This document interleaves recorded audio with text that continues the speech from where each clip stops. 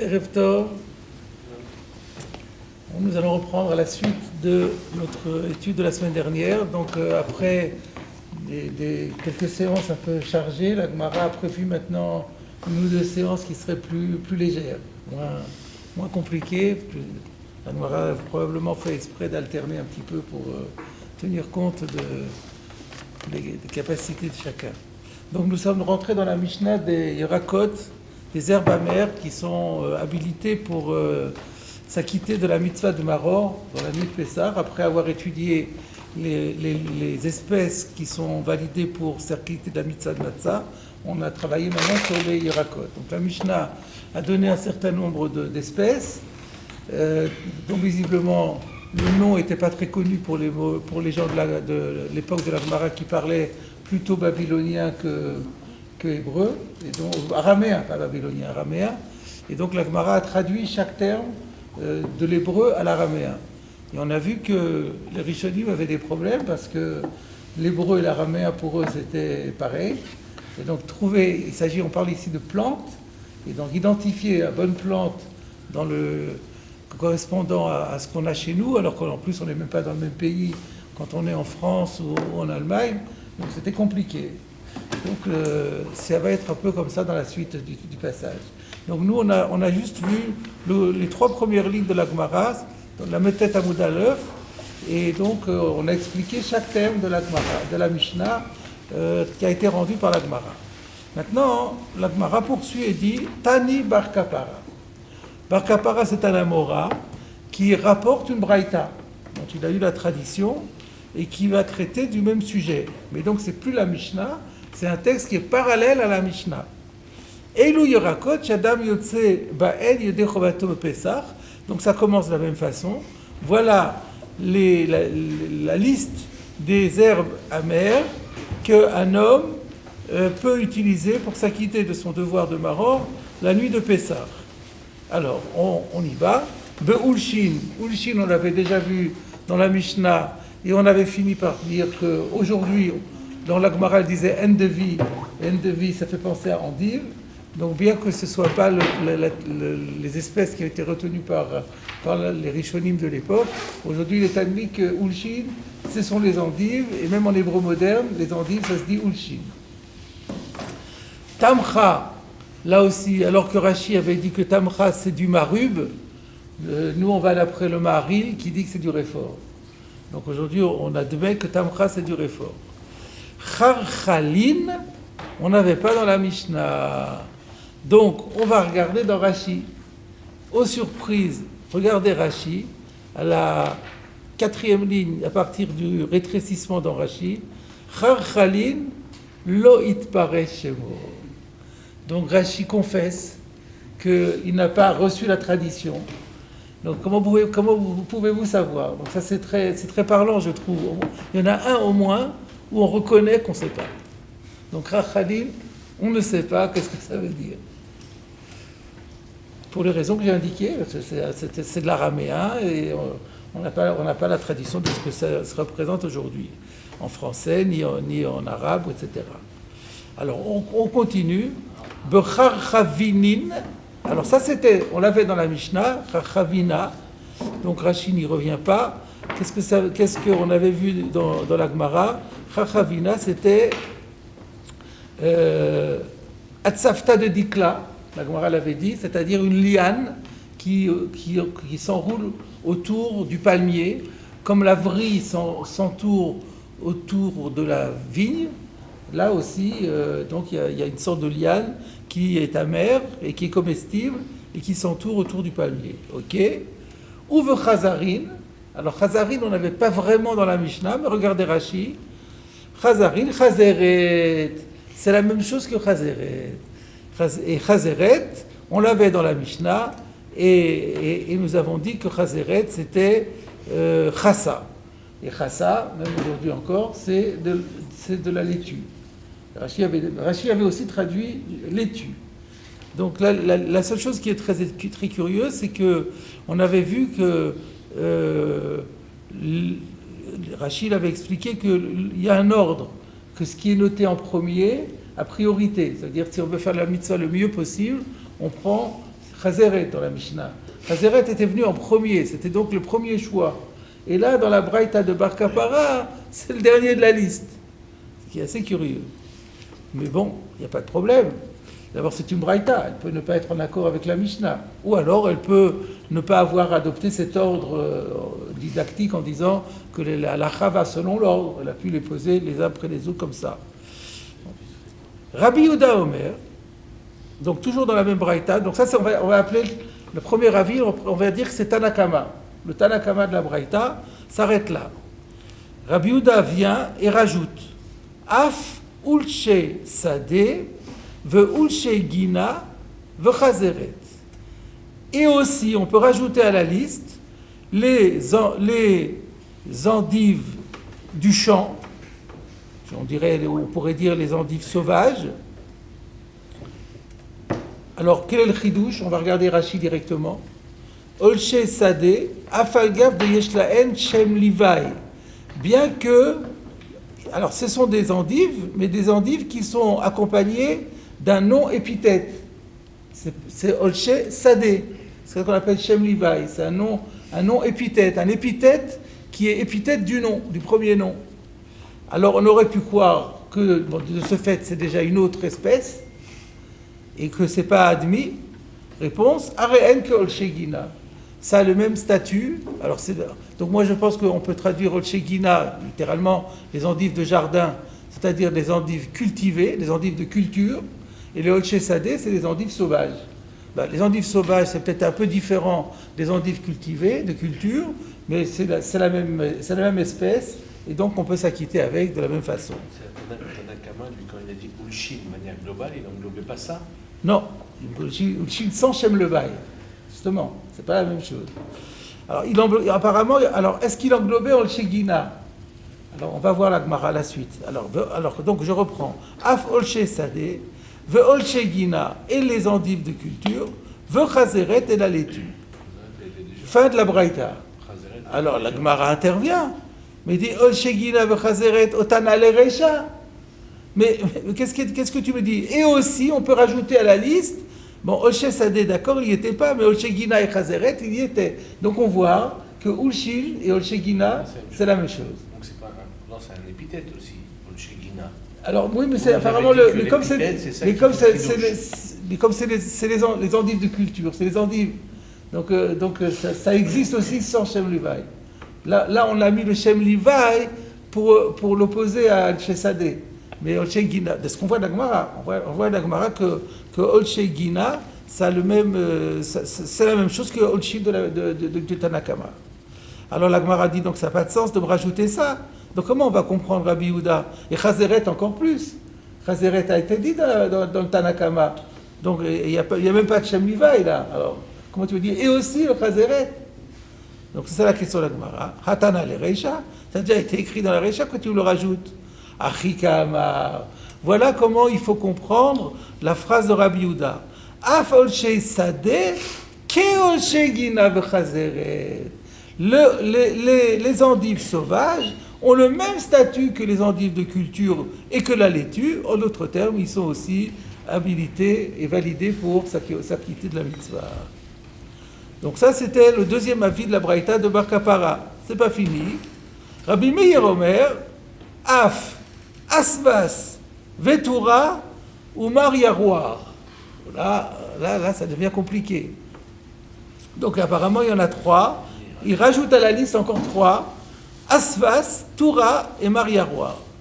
Rashi, qu'est-ce qu'il va dire là? Asvas, Vetura ou Mariaroua. Vous voyez, il n'a pas la même girsa. C'est pas Mariaroir, c'est Mariaroua. Et Rashi dit courageusement, Mine Yerakot. Il n'a pas voulu dire de nouveau Loït Paresh Ma. Donc, ce sont des espèces de Yerakot. C'est chose qu'on avait compris. Amarle Rabbi Yossi, intervient Rabbi Yossi qui apostrophe Rabbi Meir, et il lui dit Asvas vetura et Chadou. Mais en fait, ce sont des synonymes. Asvas et Toura sont deux noms pour désigner la même espèce. Umar, Zéou Yaroir. Alors ça, par contre, c'est compliqué à comprendre, Ça veut dire quoi? Mar, Zéou, Yaroar. Nous, on a dit, on a dit Oumar, Yaroar. Alors là, il dit, alors Oumar, c'est Yaroar. Alors apparemment, ça veut dire, pour ne pas dire Echadou, pour ne pas redire la même phrase, mais c'est ça ce qu'il veut dire. Asfas et Toura, c'est la même chose. Oumar, Yaroar, c'est aussi la même chose. Mar, ça s'identifie à Yaroar. Donc les deux se... donc en fait, tu nous en as cité 3, et tu pensais que Mar Yaroar, c'était une espèce avec un nom épithète. Non, c'est pas ça. C'est Mar, il y a Mar tout court, et Mar tout court, c'est Yaroar. Et c'est pas Mar Yaroar comme tu disais. D'après notre version. Maintenant, le Chochmat Shlomo cite cette version. Il dit que c'est la version qui est admise par la plupart des Rishonim, mais on trouve dans certains textes une version un peu différente, qui est rapportée d'ailleurs dans le Gilion. Donc vous avez tous un Gilion. Sfarim Acherim, Chad Hu, Umar Hu, Vezeu Mar Yaroar. Alors ça veut dire quoi? Ça veut dire, alors ça change tout. Donc, Asvas veut Torah Chadhu. Asvas et Torah, ça désigne la même chose. Et Umarhu, et c'est amer. C'est quelque chose qui est amer. Vezeu Mar Yaroar. Et c'est ce qu'on appelle aussi Mar Yaroar. Donc, ça voudrait dire que tout ça c'est une seule espèce. Tout ça, c'est une seule espèce. D'après la version que vous avez dans le Gilion, Chadhu ou Maru, Vezeu Mar Yaroar. Donc tout ça, ce serait une seule et même espèce. Bon, ça n'a pas pour nous d'application énorme. Oui, juste sur la façon dont Rabbi aussi, il interpelle Rabbi Meir. Oui. On a l'impression qu'il est comme si je peux me permettre, que Rabbi Meir, il cite des noms sans savoir ce que c'est. C'est ça. Il vient, il dit, mais attends, oui. Moi je connais, c'est... Ça a l'air d'être ça. Comment c'est possible qu'il cite alors sans les connaître Eh bien, c'est-à-dire qu'il aurait la tradition, comme toujours d'ailleurs. D'où il aurait... C'est pas lui qui va inventer ça. Ouais. Donc il a eu la tradition. Mais il n'a jamais vu. Mais il n'a jamais... ah oui, il n'a sans doute jamais vu. Il n'a jamais vu, il pensait que c'était des espèces différentes qui portaient... Et il lui dit, mais moi je les ai vus, c'est ça et ça et ça, on les appelle comme ça, on les appelle comme ça, on les appelle comme ça dépend des provinces, des régions, mais finalement on désigne toujours la même espèce, enfin d'après la dernière version. Et sinon, d'après la version première, il y a 2 et 2. Donc on n'a que 2 espèces qui seront rajoutées à la liste. Voilà, jusque-là, il n'y a pas de commentaire particulier à faire. On continue. Tani de Beshmuel. Alors, de la même façon, on a cité d'abord une braïta qui était rapportée par Bar Kapara. Et maintenant, voilà une braïta qui était citée au Beth Midrash de Shmuel. Donc, on a en Babylonie, alors que Bar Kapara est en Eretz Israël. Et dans le Beth Midrash d'un Amora, on rapportait une braïta dont on avait la tradition. Donc, c'est toujours la même construction. On redémarre à 0. Elu yorakot she'adam yotze ba'en yodei chovato bepesach.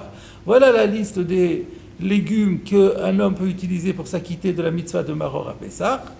Bechazeret, ça c'est comme notre Mishnah. La laitue.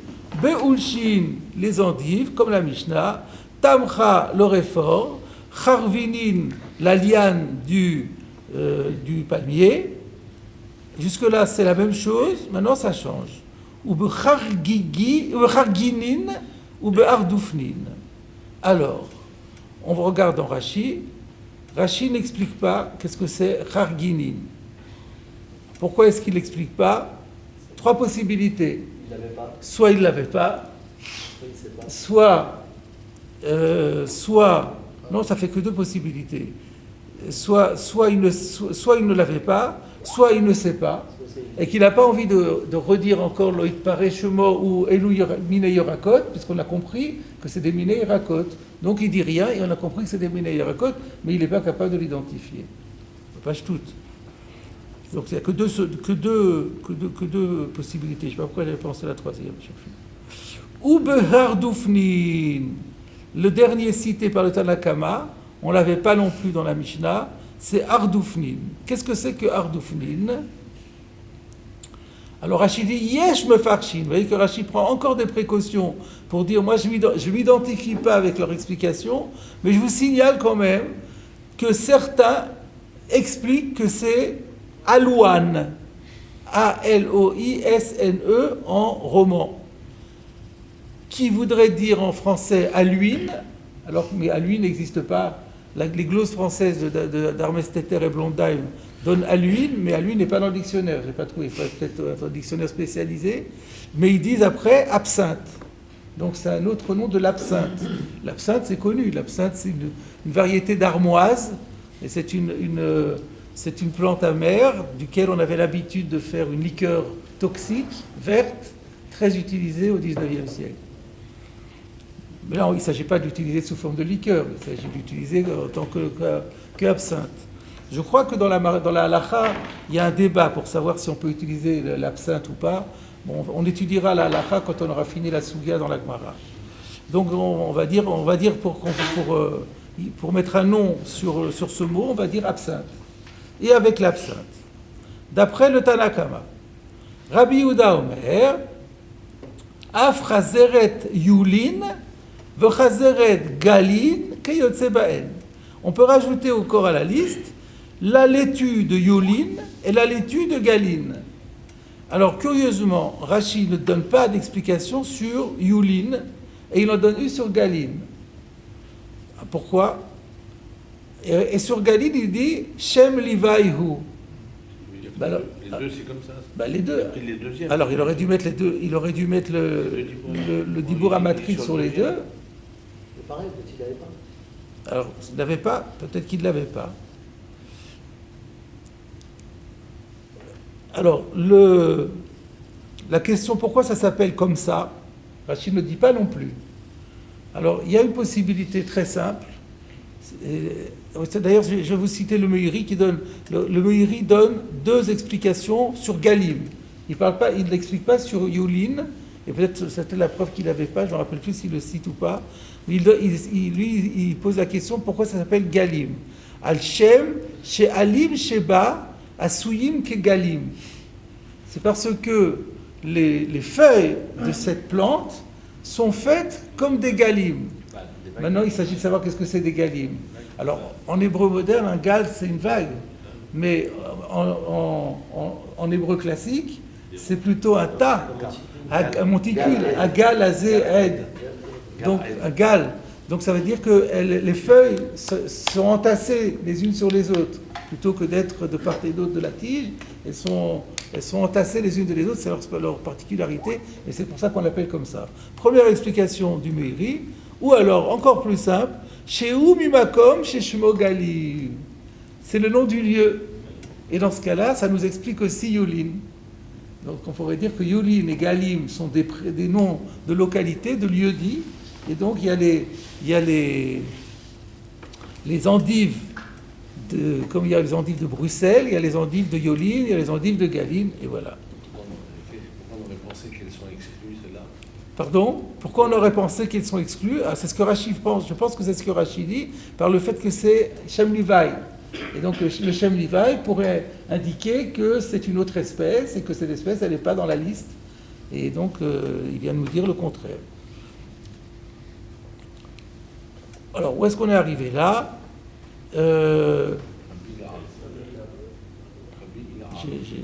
Voilà. Rabbi Hila. Alors là, on arrive à Rabbi Hila. Donc c'est toujours dans la même braïta. Donc on a vu le Tanakama, Rabbi Yehuda. On arrive maintenant à Rabbi Hila. Omer, Mishou Rabbi Eliezer. Rabbi Hila dit au nom de Rabbi Eliezer. Quand on dit Rabbi Eliezer, c'est Rabbi Eliezer Agadol, Rabbi Eliezer ben Orkonos, le bar Plukta de Rabbi Yoshua, le maître de Rabbi Akiva. Donc, il dit en son nom Af Arkabli. Il rajoute encore une espèce qui est Arkabli. Alors à nouveau, on est obligé de regarder dans Rashi pour savoir qu'est-ce que c'est que Arkabli. Et Rashi nous dit Mefaresh besof perek sheni de Eruvin. Et c'est intéressant parce que dans le perek sheni de Eruvin, c'est carrément une Mishnah. Et il y a Rabbi Hila, le même Rabbi Hila, qui dit, j'ai entendu de Rabbi Eliezer tel halakha concernant les Hérouvim, et après il dit, et j'ai aussi entendu de Rabbi Eliezer qu'on peut s'acquitter du Maror à Pessah avec du Harkavlin. Donc ce qui est ici dans une Braïta, c'est dans une Mishnah dans Hérouvim. Et donc c'est pour ça que Rashi nous dit, c'est dans la Gemara, la Gemara va demander Mayakav, Marar Kavlin. Donc quand la Gemara va faire le commentaire de cette Mishnah, à la fin du Perek, elle demande, à la fin du deuxième Perek de Hérouvim, la Gemara demande c'est quoi Arkavlin, et elle répond Atsavta Charzaita.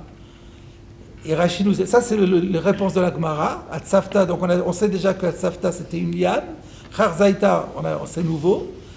Et Rashi nous dit, Usiv, c'est encore une fois, c'est une liane, gadol, grande, ve'av, épaisse, ou min le'atzmo'u, mais c'est une espèce en soi. C'est-à-dire, elle ne fait pas partie de l'arbre. C'est une espèce séparée de l'arbre, et qu'on appelle Atsavta Charzaita. Mais pourquoi elle s'appelle Charzaita? Rashi n'en dit pas plus, tout simplement parce que, comme d'habitude, si vous voulez en savoir plus, vous n'avez qu'à vous reporter sur place. Si vous a donné les références, c'est pas pour rien. Donc, on regarde dans Hérouvim ce que Rashi a expliqué. Nous avons la chance dans notre édition d'avoir le Likutei Rashi. Donc, on regarde dans Likutei Rashi. Arkavlim. Alors, d'abord, sur la Mishnah, Rashi dit simplement Shem Maror. Et ensuite, quand la Gemara a expliqué Ma'ar Kavlin Atzavta Charzaita, Rashi dit Siv Ave Agadel Saviv Adekel. Il n'avait pas dit chez nous quel était l'arbre en question, on sait maintenant que c'est un palmier. Venichrach, et elle s'enroule.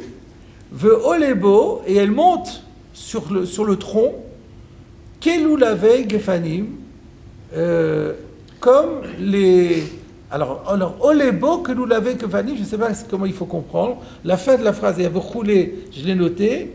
Charzaita, Rachidi, Techufot arbe yachad kemarchuzot. Alors, je n'ai pas compris, je ne suis pas sûr qu'en Rachidi, ve'olebo kelu lavei gefanim. Alors, ça veut dire quoi? Est-ce que poussent sur cette liane comme des tiges de vigne, comme des feuilles de vigne? Ou alors, est-ce que ça veut dire que, de la même façon que les loulavei s'enroulent autour du geffen, je ne sais pas ce que c'est les loulavei gefanim en réalité.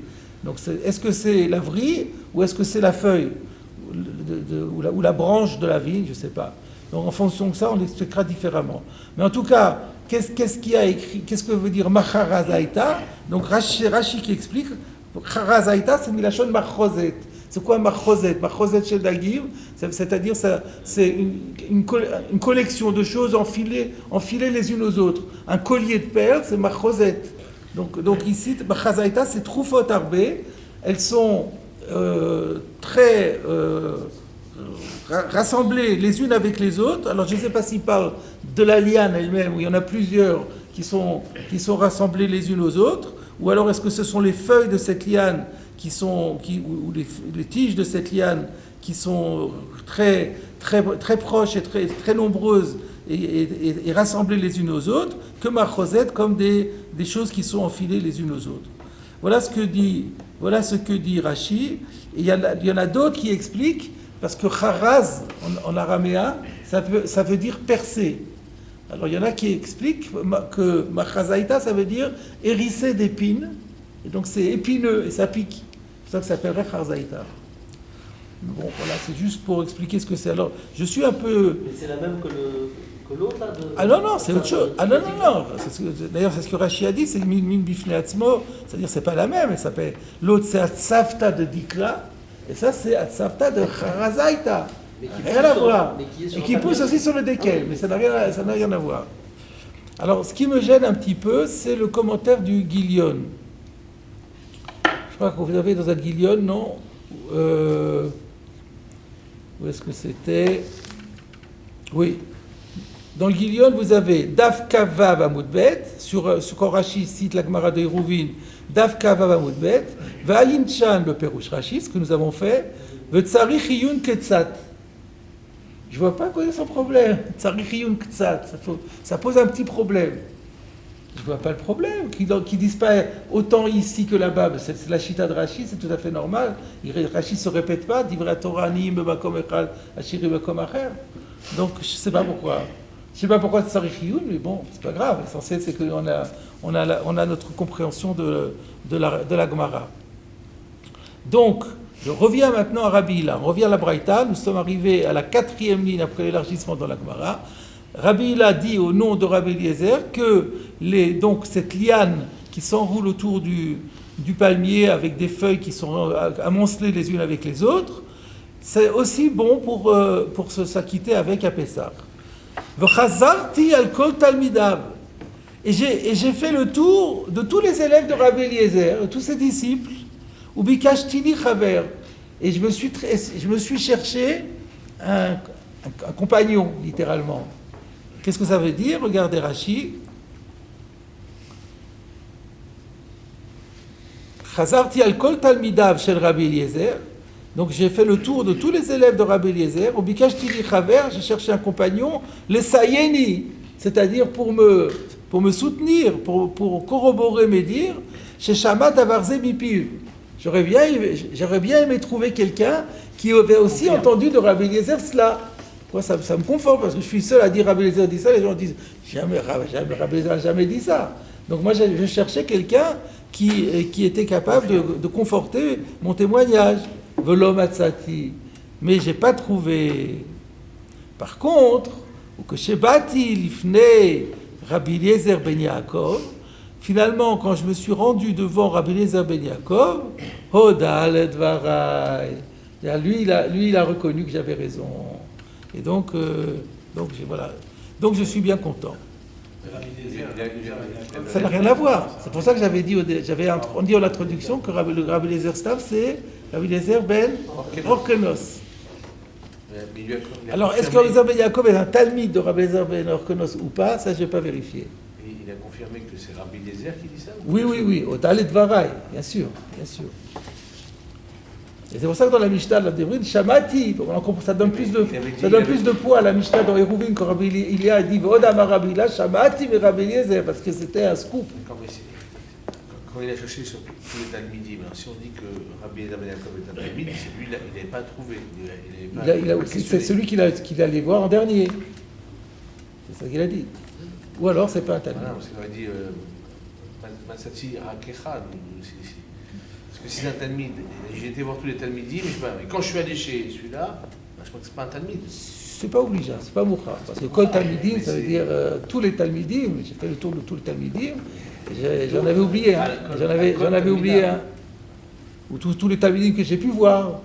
Juste il y en avait un qui n'était pas là. Il était à l'étranger.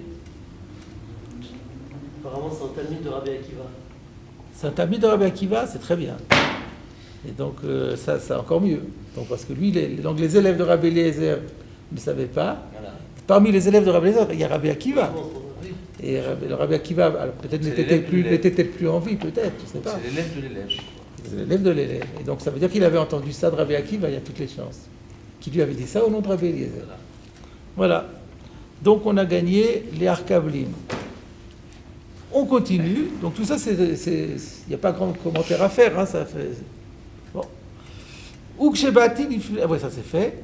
Alors on continue. Rabbi Yehuda Omer. Alors il y a un problème parce que Rabbi Yehuda s'est déjà exprimé. Donc, dans l'édition Oz Vadar, c'est un guignol aussi ou pas? Non. Il cite les Dukdukei Sofrim. Les Dukdukei Sofrim, c'est un auteur très fin, très subtil, qui vérifie l'exactitude des textes et il dit Yesh le Osif ben Betera. Et donc ça résout notre problème. Parce que Stam Rabbi Yehuda, c'est Rabbi Yehuda Rabbi Ilai. Et là, c'est Rabbi Yehuda ben Betera. Donc c'est un autre avis. Alors, Rabbi Yehuda ben Betera Omer, Kol sheyesh lo sraf. Toute herbe qui a du saraf. Alors, qu'est-ce que ça veut dire? Qui a du saraf. Qu'est-ce que c'est du saraf? Rashi, que chez Sortinoto, alors il faut, le guilion, vous avez un guilion qui dit, il ne faut pas lire Sortin, mais Chotrin. On le voit de la fin de la phrase. Donc on va directement le lire comme ça. que chez Chotrinoto, lorsqu'on le sectionne, quand vous avez cette plante et que vous la sectionnez, Bemakom Chitucho, à l'endroit de la section, Yotse Mimenu Saraf Lavan, il y a un jus blanc, Kechalav, comme du lait, qui sort. Vekorin, laiton, L-A-I-T-O-N. Donc on retrouve la racine lait à l'intérieur, et eux ils traduisent suc laiteux d'herbe. Voilà. Donc saraf c'est de la sève habituellement. Saraf alotef aktav. Donc c'est de la sève, et donc là, ou un suc, on peut dire ici. Donc là c'est un suc. Donc, d'après ce que dit Rabbi David Tera, toute plante amère que l'on sectionne et que lorsqu'on sectionne, il y a un suc laiteux qui coule, c'est bon. Rabbi Yochanan ben Broka Omer, on continue dans la Braïta, Kol Shepanav Marsif. Excusez-moi, moi j'avais compris, toute plante qui, quand on la sectionne, il y a cette sève qui sort, elle est amère. Oui, on peut dire ça aussi. En tout cas, elle est amère. C'est un siman en fait, c'est un siman qu'elle sera amère et donc on est yotze avec. Voilà, c'est ça, exactement. Et Rabbi Yochanan ben Broka Omer, Kol Shepanav Marsifim. Et la même chose, toute plante dont la face est marsifine, on regarde au Rashi, Eno yarok meod kekarti, c'est pas vert, très vert comme le poireau, c'est pas un vert poireau. Et là, paldes qui a donné pâle, un vert pâle. Tous ceux qui sont d'un vert pâle et pas d'un vert foncé, eh ben ils sont également valables. Acherim omrim. Et là, maintenant, il y a Acherim qui interviennent. Alors là, j'avais un petit problème, parce que c'est qui Acherim? C'est Rabbi Meir. Or, Rabbi Meir s'est déjà exprimé. Alors, peut-être que... C'est deux époques. Au début, c'est à la fin qu'on l'a appelé Acherim. Sur lui, mais avant, il y avait... C'est ça. Alors, donc, au temps de sa jeunesse, il avait dit ça, et plus tard, il a dit ça. Ce qui n'est pas contradictoire, d'ailleurs, il ne se contredit pas. C'est deux idées complémentaires. Acherim omrim, parce qu'une fois qu'il a entendu ce qu'avait dit Rabbi Yochanan ben Broka et Rabbi David Tera, il s'est senti obligé d'intervenir et il a dit Kol yerekmar yesh lo saraf upanav marsifin. Toute herbe amère a de ce suc laiteux et d'un vert pâle. Ça veut dire quoi, toute herbe amère? Alors on regarde en Rashi. Kol yerekmar tarvayu itle. Lui, il tient les deux critères.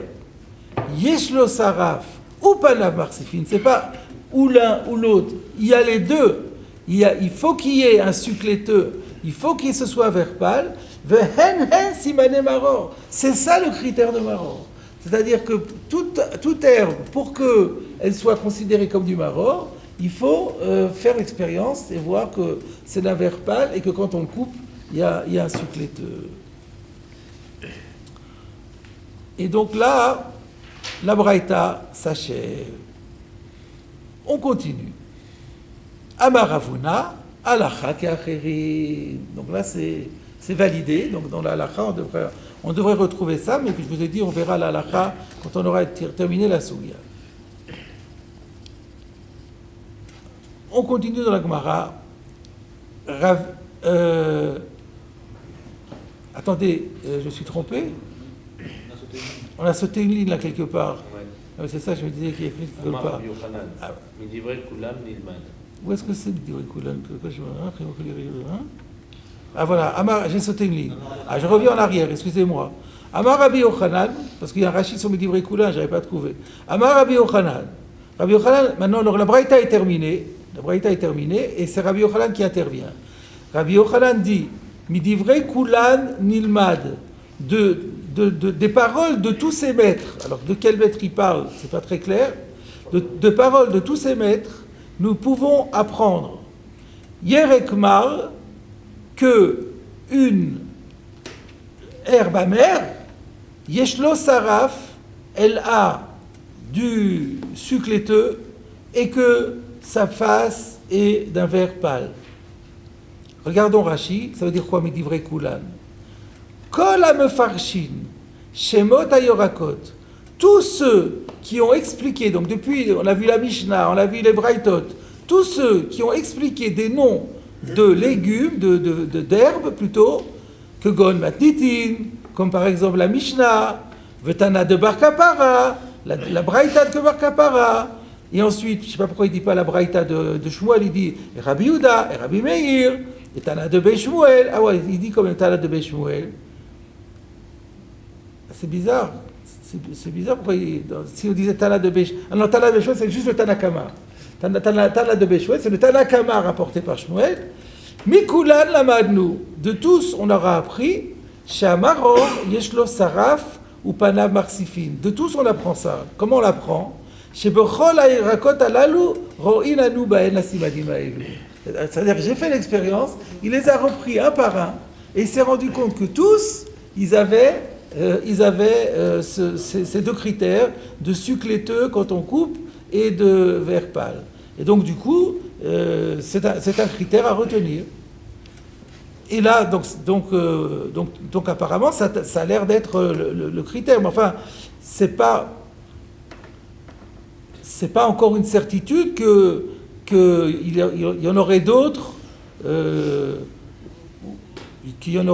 qui soient pas bons, qu'il y en aurait d'autres à qui il manque l'un des deux, qui soient bons quand même. Nous, ce qu'on a juste constaté empiriquement, c'est que ceux qui ont été validés, ils ont ces deux critères.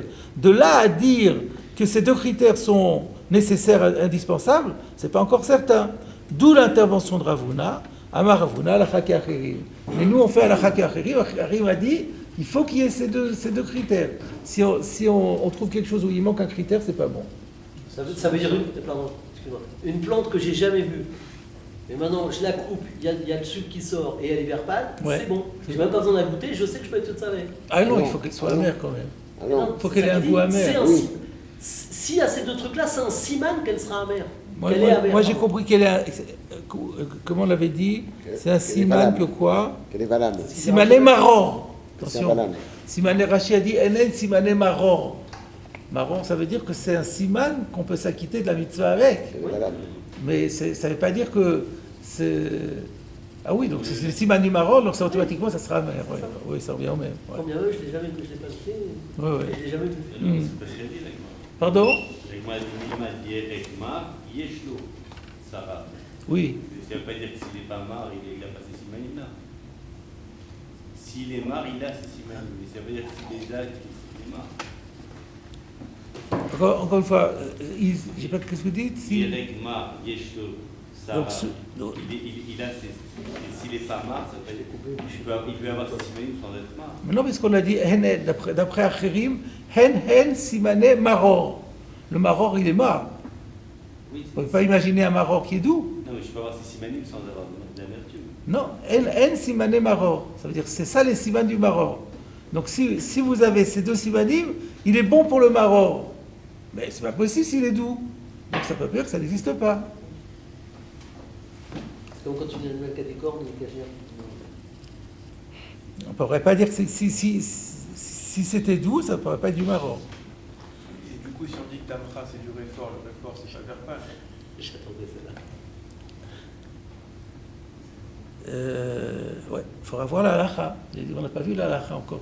Vous remarquerez qu'il n'y a pas écrit, il n'y a pas ici sur Panav Marsifin, vous n'avez pas un renvoi au En Mishpat Ner Mitzvah. Alors effectivement, mais si on dit que la halakha n'est pas comme ça sera étonnant, puisque Ravuna a quand même dit que la halakha est comme ça. Bon, mais ce n'est que Ravuna, c'est pas. Alors est-ce que quelqu'un est collègue là-dessus? C'est ça qui est. Tout ça posera. Il faudra voir comme d'habitude, une fois qu'on a fini la Souga, on regarde les Rishonim, on regarde la halakha. Effectivement. Alors, maintenant, ça va devenir un petit peu plus, un peu différent de ce qu'on a étudié jusqu'à présent. Ravina, Ashkeche, le Ravacha, Bred Rava, Dehave Mehader, Amri Rata. Ravina, il a rencontré Ravacha, fils de Rava, donc le fils de Rava qui s'appelait Ravacha, et il s'est rendu compte que celui-ci tenait absolument, pour Pessah, à trouver du merirta, à employer du merirta. Il y a un Rashi dit simplement Meraraita, Pofrez. Alors, je rappelle que nous, on avait vu dans la Mishnah, on avait dit Maror. La Gemara, elle avait dit, c'est quoi Maror? Marirta. Donc, c'est le même mot, hein, Marirta. Et Rashi avait dit, Marirta, vous vous rappelez, que c'est amerfeuille. Amerfeuille. Et il avait identifié cette amerfeuille à Poprez. Et Poprez, on avait dit peut-être c'est du tussilage. Mais nous ensuite on avait dit peut-être que simplement ça veut dire amerfeuille et pas plus. Mais Rashi il est le chitato, donc il dit que c'est du Poprez. Donc l'espèce qui correspond au mot maror de la Mishnah, lui, il tenait absolument, il en faisait un hidour, c'était pour lui très important. Le soir de Pessah, prenez pas de laitue, prenez pas de réfort, il fallait qu'il ait cette amerfeuille. Alors que c'est le dernier de la liste. Alors que c'est le dernier de la liste, exactement. Alors là, je voudrais faire ici, avant d'aller plus loin, une parenthèse. Là, j'avais cité la dernière fois sur le mot Merirta de la Mishnah, non, le mot Maror de la Mishnah, traduit par la Gemara par Marirta, la chita du Ro'a, rapportée par le Ritva et également le Meiri, qui disait Marirta, ça veut dire une herbe amère en général, Shem Kolel. Ah, c'est pas possible de dire ça. Alors c'est pas possible. Comment il cherchait spécialement ça. Ça veut dire que c'est une espèce en particulier. Donc comment le Ro'a et le Meiri vont s'en sortir avec ça? Alors, qu'est-ce qu'on peut répondre à ça? Il faut dire que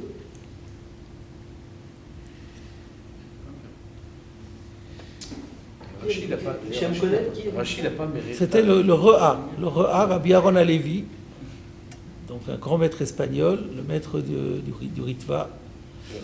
Maror, c'est chez Kolel Chai. Rachid n'était pas de cette chita-là. Pour Rachid, la question ne se pose pas. Mais pour eux, comment ils vont expliquer? C'est Kol Minim Yarim. Donc là, il faut dire que c'est pas la même chose. Là, c'était un nom meyuchad. Mais alors, ce qui est un peu difficile, c'est que c'est le même terme. Mais en fait, on peut se rendre compte que si vous regardez Rashi n'a pas la même girsa que nous. Nous, on a Merirta, lui, il a Meraraita. Oui, mais lui, il a traduit par le même mot. Lui, il a traduit par le même mot. Mais déjà, on peut dire, puisqu'il y a une version différente, eux, ils diront Merirta, c'est une chose, et Meraraita, c'est autre chose. C'est un peu difficile. J'ai mieux encore, je vais progressivement. Regardez Rabbeinu Hananel. D'abord, en haut, je ne sais pas sur la même édition, au tout début, quand il cite Maror, il dit, lui, il a encore une autre girsa, Mareri Ata. Vous voyez où c'est?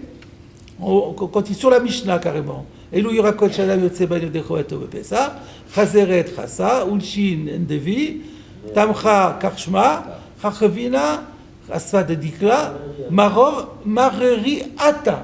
Donc déjà, c'est un peu différent, c'est avec un Aleph. Mais maintenant, regardez là, sur notre Sugya. Rava Chabre de Rava, Ave Mehader, A Meraraita, Dedabra. Alors déjà, ça s'écrit plus pas pareil. C'est pas Marari Ata, c'est Meraraita, mais c'est Dedabra du désert. Donc ça, c'est vraiment une plante en particulier qui s'appelle Meraraita Dedabra. Donc le Re'a, on est sauvé. Il avait une autre girsa. Il avait peut-être la girsa du Rabbeinu Hananel ou une autre girsa équivalente. Et donc ici, c'est sûr qu'on parle ici d'une espèce en particulier. Alors maintenant que j'ai expliqué ça, on continue la Gemara. Amarle Maïdater. Donc c'est Ravina qui apostrophe son collègue Ravacha et qui lui dit, mais quelle est ta pensée pour faire cela, pour préférer cette espèce à toutes les autres? De Meririn Tfei. Ah, je comprends. Parce que elle est la plus amère de toutes. Et que toi tu penses que plus c'est amer, plus c'est Imoudar, puisque marrant. Va Chazeret Nan. Mais pourtant, il y a écrit Chazeret dans la Mishnah. Alors après, on ne comprend pas, et alors? Il y a écrit Chazeret dans la Mishnah, et alors? Ça ne veut pas dire qu'il y a mieux que Chazeret, il y en a plein dans la Mishnah. Il est en premier dans l'ordre. On regarde Rashi. Veha Anan Recha de Kulhu Chazeret Nan. Dans la première d'entre eux, c'est Chazeret. Et sous-entendu, si c'est en premier, ça a priorité. On n'imagine pas que la Mishnah met en dernier, puisque pour Rashi c'est celui qui a été noté en dernier, mais en dernier celui qui a priorité, c'est pas possible. Donc ça va pas. Et comme ça, Rashi va continuer la suite. Mais avant d'aller plus loin, je voulais quand même citer, il y a un autre, c'est le Meiri. Le Meiri, qui a cité au nom de Yesh Mefarshim, c'est pas la Vitou, il cite aussi le Pshat de Rashi. Il dit que la Gemara fait référence ici à la Mishnah, pas notre Mishnah, la Mishnah de Arvei Psachim, d'Avkuf Yudalet. Vous savez que dans Arvei Psachim, les Mishnayot font le déroulé du Seder, Manishtana, etc. Et quand on lit la Mishnah d'Avkuf Yudalet, qu'on lui apporte la matzah, qu'est-ce qu'on apporte avec la matzah? Chazeret. C'est tout. Donc le cas, la seule espèce qui est rapportée par la Mishnah, c'est Chazeret. Alors, ne me dis pas que Raïta c'est le fin du fin. La Mishnah aurait dû prendre le fin du fin. Donc c'est pas mal comme chat aussi. Le seul inconvénient, c'est que ça marche bien pour ça, mais pour la suite, ça va moins bien marcher. Alors, on continue la suite. Vetana de Beshmuel Chazeret. Et alors, d'après le Hiri, là, Tana de Beshmuel Chazeret. Et alors Rashi, d'après Rashi, ça va très bien. Est-ce qu'il y a Rashi là-dessus? Oui. Vetana de Beshmuel, Nami Chazeret, Tana Bereisha. Et Chazeret, dans la Braïta de Shmuel, Chazeret a aussi été cité en premier. Alma, Hikadme, le Koulou. Donc tu vois bien qu'elle précède tout le monde. Donc d'après Rashi qui a expliqué que dans la Mishnah, quand on a dit notre Mishnah, on avait fait référence à notre Mishnah où c'est cité en premier. Alors donc après, c'est la même idée avec Dala de Beshmuel. Mais quand d'après le Meiri, là c'est un petit, on est obligé quand même de panacher, de dire d'abord il y a la Mishnah d'Avkuf Yudalet, et puis là dans Dabei Shmuel on l'a cité en premier. Et donc d'après le Meiri, c'est vrai qu'on aurait pu aussi citer notre Mishnah, que c'était cité en premier, mais c'était plus fort d'en rapporter de la Mishnah d'Avkuf Yudalet. Voilà comment il va falloir dire. Donc, on a déjà deux preuves, mais ce n'est pas fini. Donc, premièrement, on a notre Mishnah et la Mishnah d'Avkuf Yudalet. On a le fait que dans la Braïta de Shmuel, Chazeret avait été cité en premier. Sous-entendu, pas celle du Bar Kapara. Hein. Non, Bar Kapara, ce n'est pas le cas, mais ce n'est pas grave. Et ensuite, il y a un troisième élément. V'amar Rabbi Oshaya, mitzvah b'chazeret. Et Rabbi Oshaya, il a dit, la mitzvah, c'est-à-dire la Tset Yodei Chova, on peut prendre plusieurs, mais la mitzvah, il y a une mitzvah spéciale avec la Chazeret. Et là vous avez un petit bête, la halacha par contre, qui renvoie à la halacha. Donc ça, tout le monde est d'accord que la mitzvah, c'est b'chazeret. Alors comment toi tu peux, Ravacha, préférer Mararaita, alors que Rabbi Oshaya, il a dit mitzvah b'chazeret. Rashi, mitzvah b'chazeret. Pourquoi mitzvah b'chazeret? Ked mefaresh ta'ama. Kederava Rabbi Yonatan. Alors Rashi veut nous expliquer la construction de la suite. Parce que si on dit simplement mitzvah b'chazeret, on pourrait croire que c'est terminé et voilà, c'est la démonstration. Et après, il y a encore une autre preuve. Non, c'est pas ça. Il faut lire ça avec la suite. Que Rabbi Oshaya a dit qu'il y a une mitzvah de chazeret. Et la raison pour laquelle il y a une mitzvah b'chazeret, elle va nous être expliquée par Rava et Rabbi Yonatan. Donc on revient à la Gemara. Donc il faut lire ça d'un trait. Oh, et de plus, Rabbi Oshaya a dit que la mitzvah, c'est d'utiliser la laitue.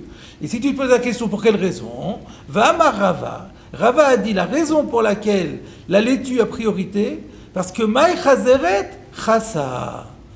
Parce que c'est quoi Chazeret en araméen, c'est Chassa. Et alors, la Gemara demande, Maï Chassa, Rashi, Maï Chassa. Maïtama karinan le chassa. Et pour quelle raison on l'appelle chassa? Alors Rashi, donc Rashi anticipe sur la Gemara, on va d'abord faire le Rashi. Mishum de zecheru de chas rachamana alan. Parce que cette laitue, elle vient nous rappeler que Dieu a eu pitié de nous. Alma le achikaima. Donc ça veut dire qu'elle est là pour ça.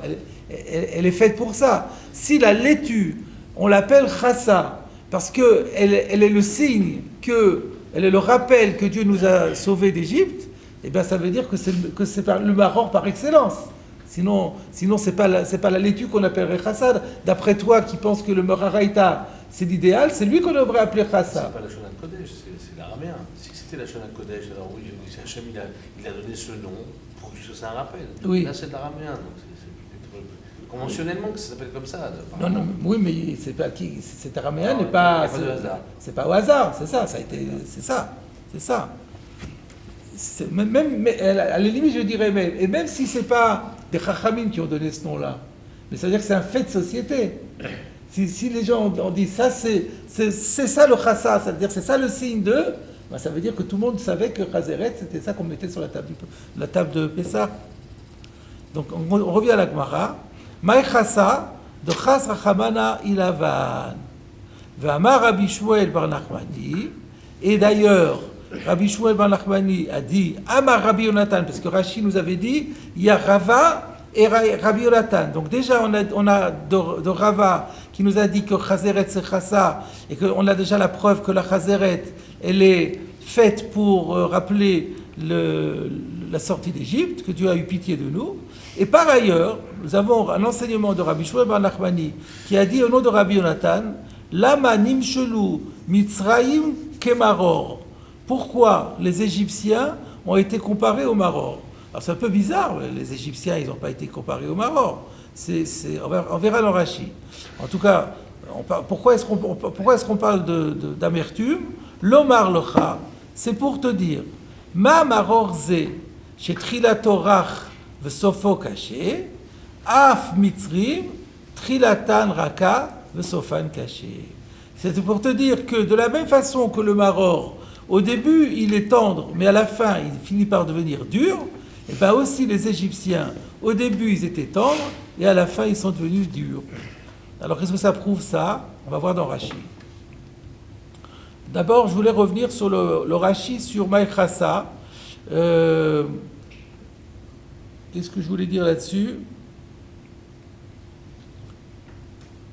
Ah oui, non, que simplement, bon, il y a le Ran qui ramène le Lachon de Rashi, et souvent le Ran il ne fait que recopier le mot de Rashi. Quand il ramène Rashi, il n'a pas à la fin Alma le'achi kaima, mais Alma le'achi kadma. Je vous signale ça simplement. Donc ça veut dire, je pense que l'Achi kaima ça paraissait un peu bizarre. L'Achi kaima elle est conçue que pour ça, elle existe pour cela. Ça, on l'avait compris, mais si on dit l'Achi kadma, c'est pour ça qu'elle a priorité. Elle a priorité sur les autres. Donc voilà. Kaima, entre deux Yud et un Dalet, il n'y a pas de très grosse différence pour un copiste, et on peut très bien comprendre qu'il y a eu une petite erreur. Voilà, je voulais le signaler. Alors maintenant, on revient à Rashi. Lama nimshelu kemaror.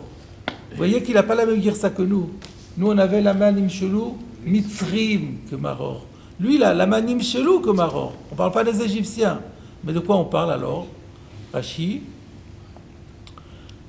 Dichtiv vayimareru et chayeyem. On parle donc d'Ama Nimshelu. C'est quoi Nimshelu? C'est l'esclavage. L'esclavage subi par les Hébreux. Pourquoi il est comparé à de l'amertume? Parce que pourquoi la Torah dit-elle Vaïmareru et Trayehem, ils ont rendu leur vie amère comme du maror. Pourquoi employer cela? C'est ça la question de Rabbi Yonatan. C'est les Égyptiens. Vaïmareru, c'est C'est les Égyptiens.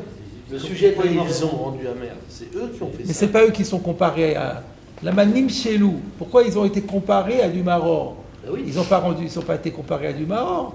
C'est la vie. leur attitude. Ils ont rendu la vie des Hébreux comme du maror. Oui, mais le dirtiv, comme il a dit Eric, le sujet de vers Vaïmareru, c'est les Égyptiens.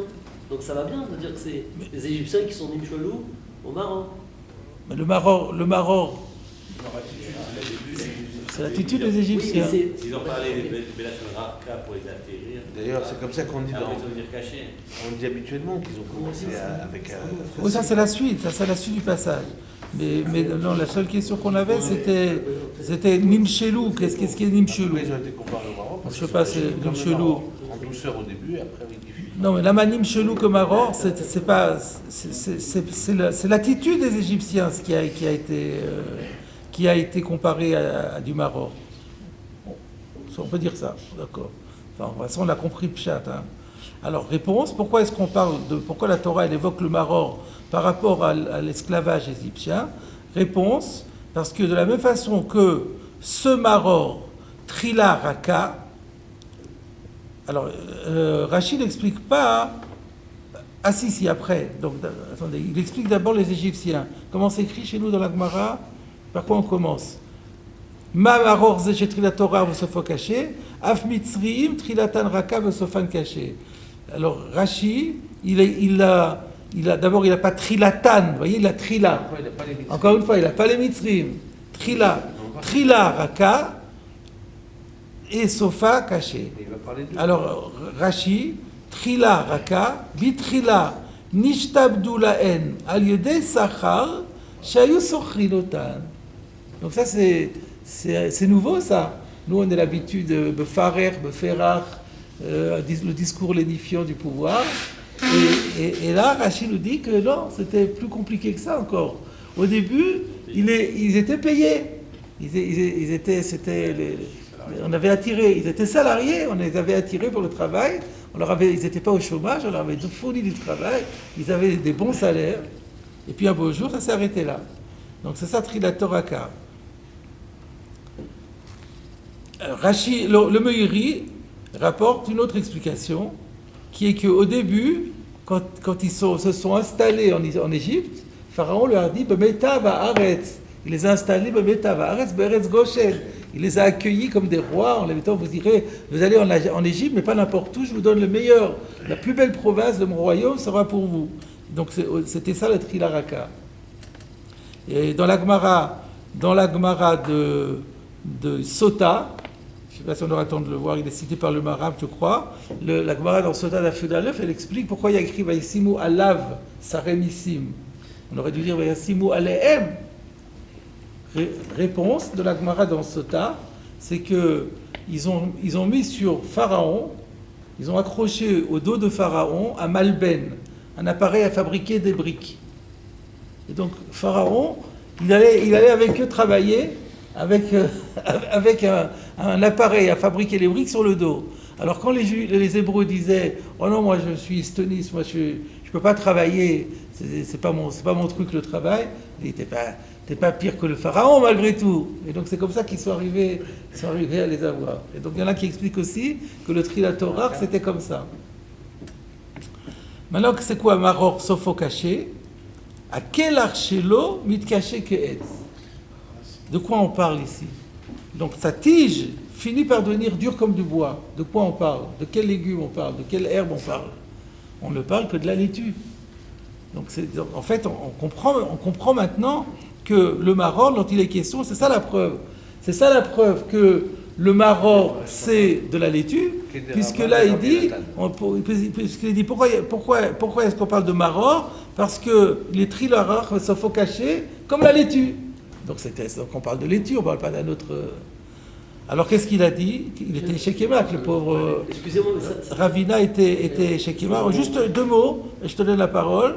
Donc c'était bien Ravina qui avait. Un instant, j'ai oublié déjà. C'était, attendez. Ah oui, c'était le contraire, c'était Ravacha Barava. C'était Ravacha Barava Ravacha Bré de Rava qui cherchait, et Ravina l'a attaqué comme ça. Amarle Adreibi. Je me rétracte. Rashi, Lo Osif Od. Je recommencerai plus. Donc il a abdiqué en race campagne.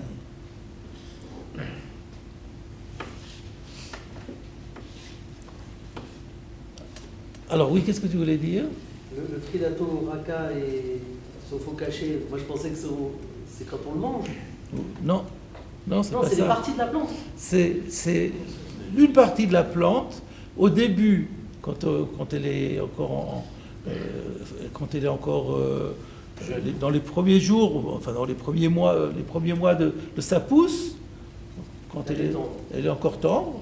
Mais si on la laisse en terre plus longtemps, un jour elle devient. Non. Alors par contre, il y a une autre girsa dans le Yerushalmi. Parce que ça marcherait mieux avec le machin. Je l'ai noté quelque part, effectivement. Le manche, ça a l'air sympa, et en fin de compte, c'est quand j'arrive au bout que je me. Dans le Yerushalmi, il y a écrit Trilato matok vesofo mar. Et ça, c'est la Achila. Alors ça veut dire quoi? Trilato. C'est-à-dire que si on le mange, Au début, c'est sympa. c'est quoi au début? Quand je commence à le manger, c'est bon. Et quand j'arrive à la fin, alors là, La deuxième bouchée. Pardon, c'est parce que j'en mange plusieurs. Quand je dis- il y a Moi une j'aurais raison. compris la même chose, trilato vesopho, j'aurais compris la même chose. Trilato matok, c'est-à-dire lorsqu'elle n'est pas encore très mûre, elle n'est pas très amère. Ah. Et quand tu la laisses pousser plus longtemps, là elle devient très amère. Trilato matok vesopho. Les amandes amères aussi. Des fois, elles sont petites, je crois qu'elles sont pas amères, après elles deviennent amères. C'est-à-dire, j'ai pas compris? Quand elles sont petites, je crois qu'elles sont pas amères, après elles C'est deviennent vrai. Ah, c'est ça qu'on sait. Je pense que c'est ça, Trila et Sof. Il y a caché. De la même façon que Rach est caché, c'est Trila et Sof au niveau de la pousse. Là aussi, l'histoire de doux et amer, c'est aussi au niveau de la pousse, je pense. Peut-être à la base de la laitue, le haut de la feuille est doux, et quand on arrive pratiquement à la racine, enfin à la base de la laitue, c'est beaucoup plus dur Oui. et plus amer. Alors, c'est ça. Mais non, mais c'est pas ça qu'on appelle Trila Vesof. Mais ce que Rashi a dit, c'est que il parlait du quel archello. Donc, vous avez raison. Quand on dit qu'au début c'est doux, au début c'est tendre, et ensuite ça devient dur, c'est pas la feuille. La feuille, elle restera toujours tendre. Mais c'est la tige, c'est ce qu'on appelle kelach, qui au début, elle est encore tendre, mais quand on l'attend un peu plus, elle devient dure. Voilà. Bon, je n'ai pas tout à fait terminé, mais je vois que j'ai dépassé mon temps de parole, donc je reviendrai sur quelques petits points, sur ce point-là, sur ce paragraphe.